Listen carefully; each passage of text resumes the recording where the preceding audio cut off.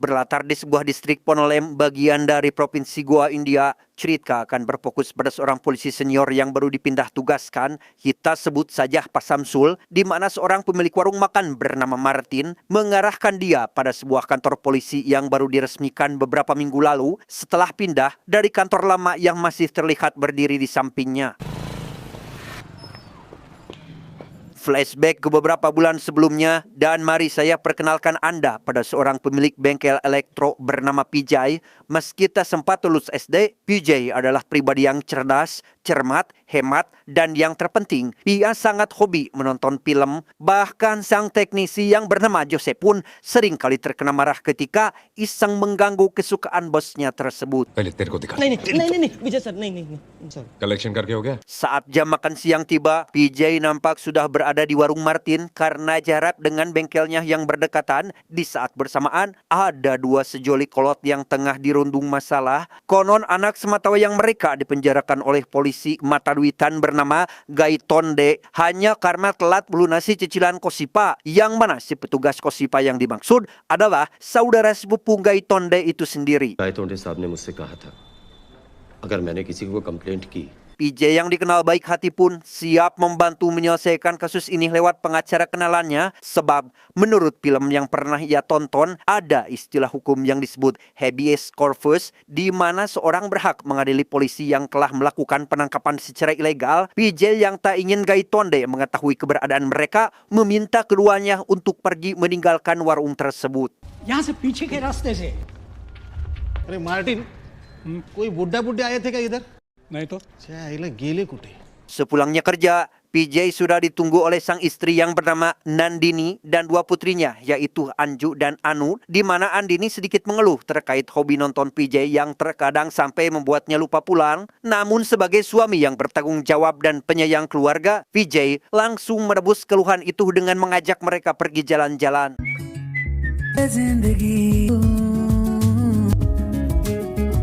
Di saat masih dalam suasana liburan itulah, Anju yang masih duduk di bangku SMA memberitahu bahwa dirinya terpilih untuk mengikuti program study tour antar siswa seprovinsi Goa, di mana PJ pun akhirnya mengizinkan putri cikalanya tersebut untuk mengikuti program itu. Thank you. Saat waktunya tiba, Anju menjelma bak primadona di antara teman-temannya. Ia menjadi pusat perhatian para murid pria, terutama seorang siswa dari sekolah elit bernama Samir yang sepanjang kegiatan berlangsung, Samir tidak henti-hentinya merekam Anju dengan ponselnya.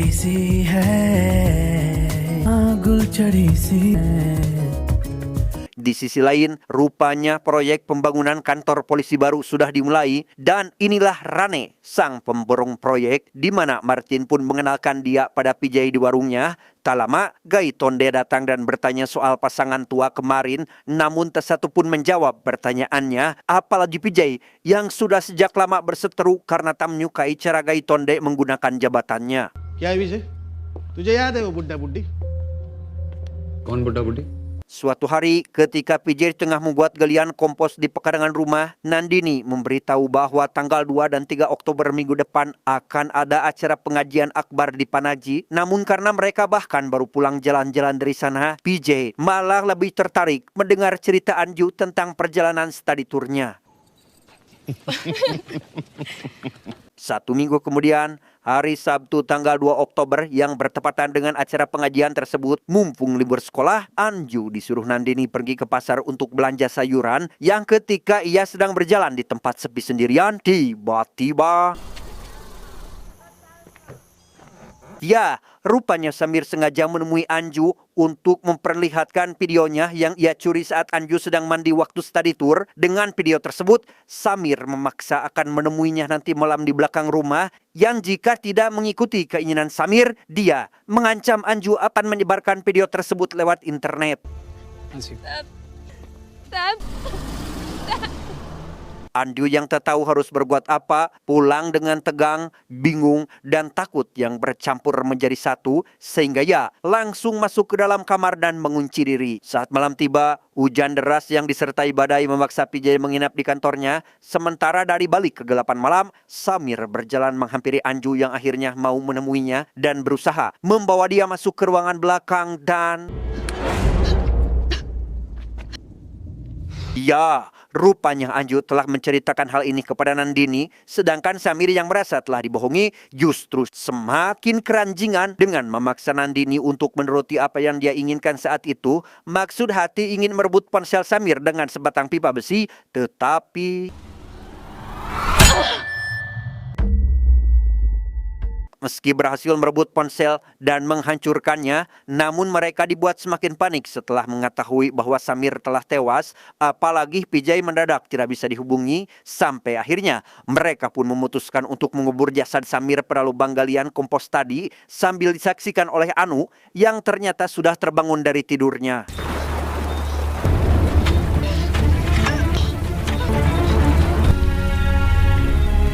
Tak ada yang disalahkan atas kejadian ini. PJ hanya menyesali diri yang telah lalai, sebab jika semalam ia tidak menginap di kantor, pasti tidak akan seperti ini kejadiannya. देखो out house में मुझे क्या मिला? सैम के पास गाड़ी थी। Saat sedang membersihkan semua barang bukti, Anju menemukan kartu SIM dari ponsel Samir, di mana PJ langsung teringat adegan sebuah film bahwa polisi bisa melakukan pelacakan lewat kartu SIM yang diaktifkan. Maka dari itu, PJ memilih menyimpannya untuk sementara waktu, lalu pergi mencari tempat di mana Samir telah menyembunyikan mobilnya. Tak jauh dari lokasi, mobil itu pun ditemukan. Terlihat Gaitonde tengah memeras warga bernama Salpi terkait pembuatan paspor, yang di saat bersamaan tiba-tiba alarm mobilnya berbunyi. Sontak, Gaitonde pun menengok dan melihat keberadaan PJ di sana. PJ terus berpikir bagaimana cara menghilangkan barang bukti mobil ini, mengingat banyaknya referensi yang didapatkan dari menonton film, namun karena masih ada beberapa hal yang mesti dilakukan, maka PJ pun memilih tetap melanjutkan perjalanan yang di saat berhenti di lampu merah, ada spanduk acara pengajian akbar yang seketika mengingatkan dia pada perkataan Nandini minggu lalu.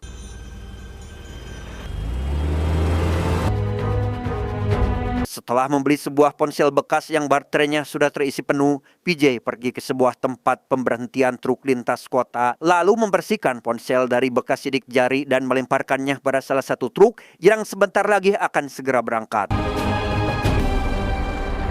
Dan inilah tujuan terakhir PJ, sebuah danau kecil bekas galian tambang seperti yang dulu pernah dikatakan adik iparnya yang bernama Rajesh. Tanpa banyak mikir, PJ pun langsung menenggelamkan mobilnya saat itu juga.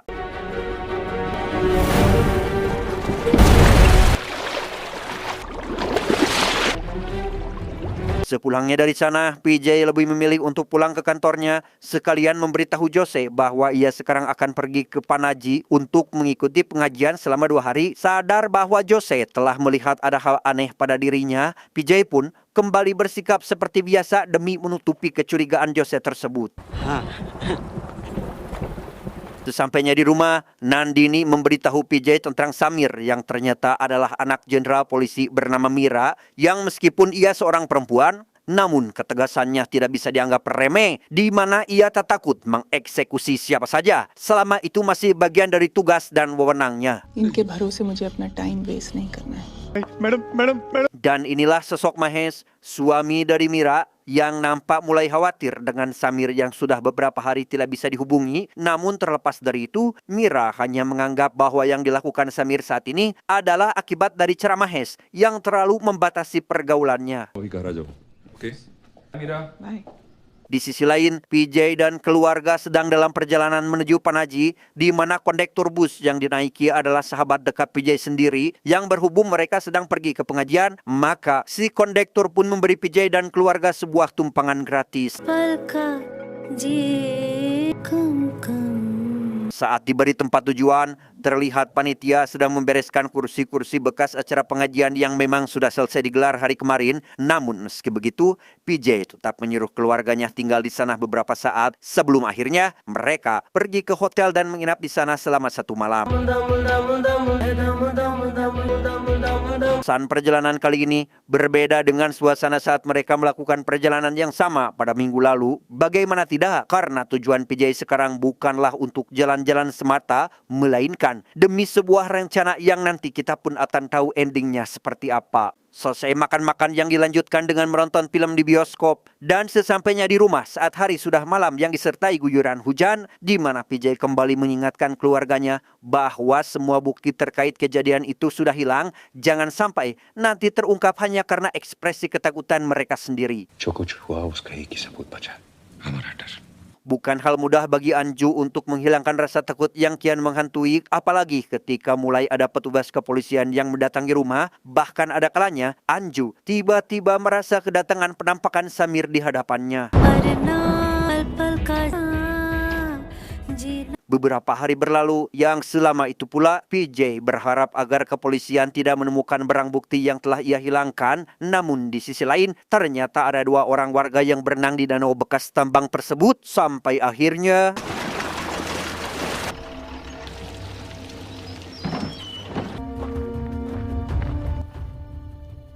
dengan ditemukannya mobil Samir, Mira mulai mengembangkan kasus ini secara intens tanpa membocorkan informasi apapun kepada media. Yang demi bisa menemukan siapa pelakunya, Mira meminta keterangan dari tim cyber di mana mereka berhasil mendapatkan data kapan dan di mana ponsel Samir aktif selama 2 minggu sejak mobilnya ditemukan. Tak hanya itu, tim cyber juga mendapatkan data tentang penggunaan ATM milik Samir. Dan satu hal lagi yang tak kalah penting, yakni ada indikasi bahwa ponsel yang digunakan terakhir kali berbeda dengan ponsel sebelumnya. Sehingga sejak itu, Mahesh pun mulai curiga bahwa Samir putranya sedang dalam masalah besar. नहीं, पहले ही उसने नया मोबाइल खरीदा था।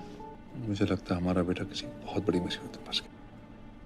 Dan inilah kepala polisi untuk wilayah Ponolem. Dia bernama Prabas, yang atas instruksi dari Mira sebagai atasan sekaligus keluarga korban, beliau mulai memberikan pengerahan kepada anak buahnya, di mana Gaitonde sontak beraksi saat mengetahui bahwa mobil korban sama persis dengan mobil yang sempat dia lihat waktu itu. वारी के तालाब से रिकवर की गई, लेकिन समीर का कुछ अता पता नहीं। Atas dasar itulah, Gaitonde langsung pergi ke warung Martin dan berusaha memancing PJ dengan melakukan hal yang PJ tidak suka darinya. Namun PJ bersikap dingin tanpa ada reaksi apapun, kecuali setelah Gaitonde sedikit menyinggung soal penemuan mobil Samir, sehingga Gaitonde langsung menyimpulkan bahwa PJ lah pelakunya. Masih di hari yang sama, Gaitonde membawa 2 atasannya menemui Salvi, berharap Salvi bisa membantu memperkuat tuduhannya terhadap PJ. Namun yang ada justru sebaliknya, karena Salvi tidak begitu memperdulikan mobil yang Gaitonde lihat saat itu. अरे हाँ शायद वही कार होगी फिर। ये बात तुम यकीन के साथ कह रहे हो? Di dalam rumah, PJ dapat memastikan bahwa kepolisian akan datang untuk meminta keterangan. Karena itu, PJ mengingatkan keluarganya agar tetap fokus pada jawaban yang telah dia arahkan. Karena tanpa pengakuan dan bukti yang jelas, polisi pun tidak mungkin menuduh mereka secara sembarangan. Police के पास सैम के बारे में कोई सुराग नहीं है, ना ही कोई सबूत। Dalam rangka penyelidikan, polisi mendatangi sekolah Anju terkait laporan bahwa dia pernah study tour bersama Samir. Namun berkat arahan dari sang ayah semalam, Anju berhasil melewati pertanyaan jebakan yang dicoba dilontarkan Gaitonde untuk menguji konsistensi jawabannya. Okay, thank you. Thank you, ma'am. Tak hanya menginterogasi Anju di sekolah, kepolisian juga mendatangi Nandini. Namun beruntung PJ datang tepat waktu, sehingga ketegangan Nandini tertutupi oleh sikap tenang yang diperlihatkan PJ. Meski sempat terdapat jawaban Nandini yang miss dan hampir tersudutkan, namun dengan cerdas PJ meluruskan bahwa istrinya masih syok setelah ditelepon kepala sekolah terkait apa yang baru saja kepolisian lakukan pada Anju. और अंजू से भी पूछताछ की। अब आप तो जानते हैं कि ऐसे हालात में स्कूल वाले कैसे डर जाते हैं. Dengan fakta bahwa hubungan antara PJ dengan Gaitonde yang sangat buruk, kedua atasan pun tidak terlalu fokus untuk menanggapi pengakuan Gaitonde ini, apalagi di hari yang Gaitonde maksud, PJ bersama keluarga justru sedang berada di Panaji, yang mana semua itu dibuktikan dengan nota setiap transaksi selama perjalanan mereka ke sana. Nandini और बच्चे भीग भी गए. Terlepas dari kecurigaan Gaitonde terkait pengumpulan nota-nota tersebut, lagi dan lagi PJ menjawabnya dengan cerdas dan tenang bahwa semua itu dia lakukan demi mengetahui rincian pengeluaran bulanan yang mana itu sudah menjadi hal biasa dalam keluarganya yang terbilang sederhana. Akhirnya PJ dan keluarga dipanggil Mira untuk dimintai keterangan meski tidak disertai bukti dan saksi. Rupanya Mira sudah mengkondisikan pemanggilan tersebut agar tetap bisa dilakukan. Proses interogasi dilakukan serentak sehingga Mira dan Mahes bisa menyaksikan langsung betapa mereka menjawab semua pertanyaan dengan sangat tenang, kompak, dan tentunya konsisten, di mana hal ini membuat Mira semakin kesulitan untuk menangani mereka lebih lanjut, seperti menggunakan pendeteksi kejujuran misalnya, sebab sejauh ini tidak ada bukti yang bisa menyeret mereka ke tahap itu. उसके लिए कोर्ट से ऑर्डर लेने पड़ते हैं क्योंकि उसके लिए हमें कोर्ट में साबित करना पड़ेगा कि ये लोग झूठ बोल रहे हैं. Tak menyerah sampai di situ, Mira juga memanggil orang-orang terdekat PJ yang pernah berinteraksi dengannya seperti Martin, Jose, si kondektur, petugas bioskop, resepsionis hotel, bahkan bos hotelnya sekaligus. Namun alih-alih mendapat keterangan yang menyudutkan PJ, mereka justru merasa sangat terkesan dengan cara PJ bersikap sebagai pelanggan yang baik. अच्छा अच्छा ठीक है ठीक. Setelah melewati semua itu, Mahes secara pribadi percaya bahwa yang disampaikan PJ dan keluarga adalah benar, tapi tidak bagi Mira yang sudah banyak makan asam garam terkait penyelidikan. Ia yakin bahwa ini adalah bagian dari kecerdikan PJ untuk menutupi kesalahan, sebagaimana implementasi dari menonton film yang sudah dijadikan sebagai hobi. Karena masih penasaran, Mira bahkan mengambil rekaman CCTV sebuah ATM di Panaji, di mana sang kondektur bis kedua memberikan keterangan bahwa PJ sempat meminta izin untuk mengambil uang di sana, namun hasil yang didapatkan malah membuat Mahes semakin frustasi dan menyarankan Mira agar fokus pada pencarian Samir. No. So वो finished. उससे बेहतर अगर सैम को ढूंढने की कोशिश करते तो शायद. Di satu sisi, kepolisian telah dibuat kewalahan dengan skenario jenius yang telah dibangun PJ, tapi di sisi lain, Mira tak akan mengaku kalah apalagi menyerah, sebab yang dia hadapi hanya berpendidikan sampai kelas 4 SD saja. He just recreated that day. In fact, both the days. Alhasil, PJ dan keluarganya kembali dibawa paksa ke kantor polisi. Kali ini Mira menginterogasi mereka secara langsung dengan raut wajah yang sudah dipenuhi amarah, namun sama sekali tak membuat mereka berubah pendirian meski Mira sudah menggunakan cara kekerasan. बता तू क्या आई थी? छोड़ दो नहीं, please please. बोल बोल बोल. Gaitonde. Di saat yang sama, Mira memanggil seorang teman dekat anaknya yang bernama Alex. Namun bukannya mendapat petunjuk tentang keberadaan Samir, Alex malah menceritakan tentang perbuatan tak senonoh yang dilakukan Samir terhadap Anju sewaktu perjalanan acara study tour tersebut. Meski informasi barusan membuat keluarga Mira tersentak, setidaknya ia mulai menemukan celah kaitan kasus dengan orang yang selama ini diduga sebagai pelaku. Namun karena PJ bersikeras dengan pendiriannya, maka Mira pun terpaksa melakukan tindakan yang lebih keras lagi. बता सैम किधर है? बोल बता. पुलिस का बता. नहीं देख को मार डालूंगा. नहीं. Dan ya, jalan terakhir yang Mira lakukan adalah menjadikan Anu sebagai target utama interogasinya, yang setelah melewati proses tersebut, PJ, Nandini, dan Anju pun langsung dibawa pulang untuk menunjukkan tempat Samir dikubur, di mana Anu yang tak luput dari tindakan kekerasan Gaitonde mengaku telah menceritakan semuanya. मैं हूं ना.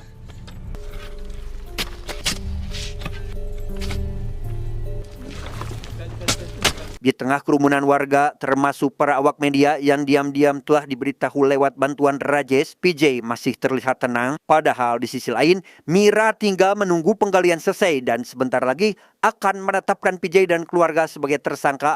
Tapi ternyata...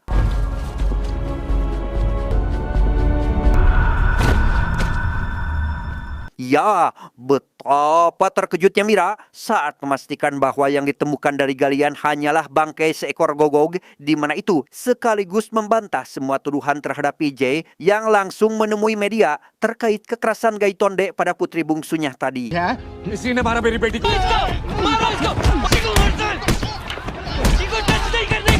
Akhirnya Gaitonde jadi sasaran kemarahan massa akibat perbuatannya sendiri, untuk kemudian massa berunjuk rasa di mana-mana mengecam tindakan kekerasan dari pihak kepolisian. Bahkan tak lama setelah itu, Mira yang gagal membuktikan tuduhannya pun seketika dipecat dari jabatannya. में अगर पुलिस को विजय सारगांवकर या उसकी फैमिली पहले कोर्ट से इजाजत लेनी होगी। Saat situasi kembali pulih, ada sebuah obrolan santai antara PJ dengan Nandini, di mana PJ mengatakan bahwa sudah diduga akan seperti ini kejadiannya. Itulah kenapa ia memutuskan untuk menggantikan mayat Samir dengan memindahkannya ke suatu tempat yang tak akan PJ bocorkan pada siapapun. वो राज मेरे दिल में महफूज है और इसी में हम सबकी भलाई है।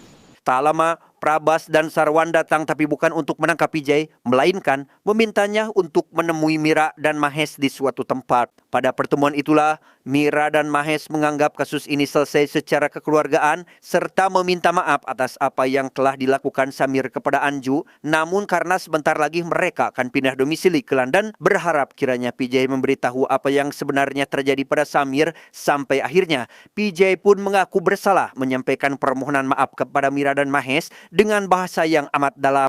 हमें माफ कर दीजिए।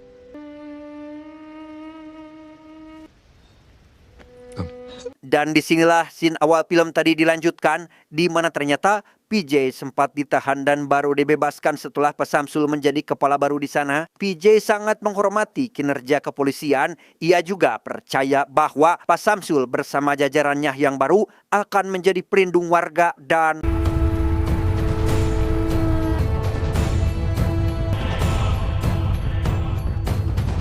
Ternyata PJ telah mengubur jasad Samir di dalam tanah pondasi kantor baru tersebut yang secara logika cukup mustahil bisa ditemukan dalam waktu cepat. Tetapi ya, kita nantikan saja kelanjutan ceritanya.